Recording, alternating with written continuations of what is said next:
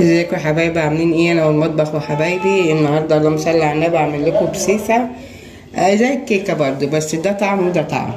اوريكم الطريقه وخليكم بعيد. صلوا على النبي اعمل لكم صينيه بسيسه تشوفوها وتخليكم معايا وتشوفوا الطريقه ايه. هنا الدقيق اللي هو البسيسه اهو اصفر اهو، وهنا الدقيق اللي هو الابيض بتاعنا احنا، وده طبق سكر. طبق سكر اهو هحط عليه، وده طبعا الميكون باودر، وده الزيت، وده اللبن، وده السمسم اللي هحط على الوش، وهنا البيض 3 بيضات، وباكو ميكون باودر، وكوبايه كبيره لبن. هكمل طبعا بالميه، والسكر بتاع نص كيلو الا يعني اهو قدامكم. الزيت، البيض، السكر طبعا. اعمل بقى ايه بالمضرب، اعمل الاول كده، اعمل المضرب كده اهو زي ما انتوا شايفين كده، البيض مع الزيت اهو مع السكر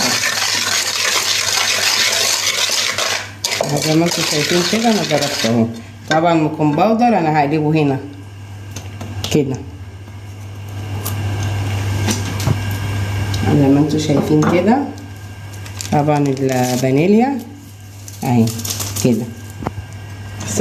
طبعا الدقيق اهو زي ما انا قلت لكم اهو هحطه كده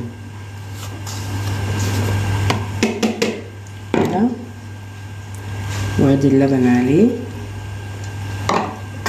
بعمل كده. الميه انا حطيت نص ازازه ميه اللي هو الرجل مع اللبن. طبعا اعمل بقى ايه، اقلب فيها لغايه ما تدوب ايه في ايدي زي ما انتوا شايفين كده اهو. افضيها في الصواني، وهوريها لكم في الاخر. هرش عليها ايه السمسم على الوش، بس اهم حاجه ان انا ايه اعجنها حلو. طبعا انا بقعد اضرب بيها كده بمضرب السلك لغايه ما تبقى ايه زي الكريمه في ايدي.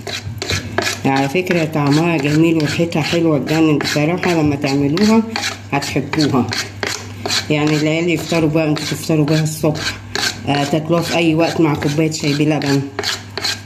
هتلاقوها حلوة. بصوا بقت عاملة ازاي اهي، شايفين اهي زي الكريمة اهي بقت في ايدي. طبعا انا حاطة دهنة زيت صغيرة كده عشان ما تلزقش اهي زي ما انتوا شايفين كده. انا حطيتها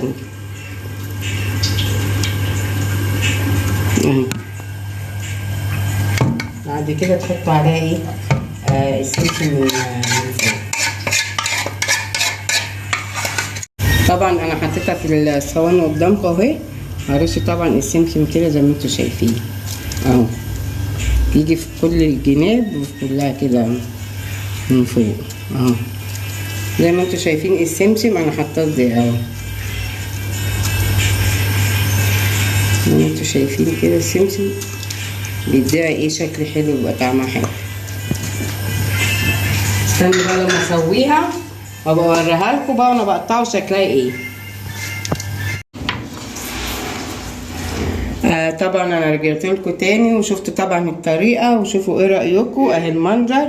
شوفوا ايه رايكم، هتعجبكم قوي، طعمها حلو يعني هتعجبكم وتعملوها للعيال، وليكوا انتوا كمان هتفطروا معاهم بيها، وهتعملوا جنبها شاي بلبن لو دلوقتي شاي ساده زي ما انتوا عايزين. طعمها جميل وهتعجبكم. بعتولي في التعليق ورفع الجرس، الجديد عندي اشترك في القناه.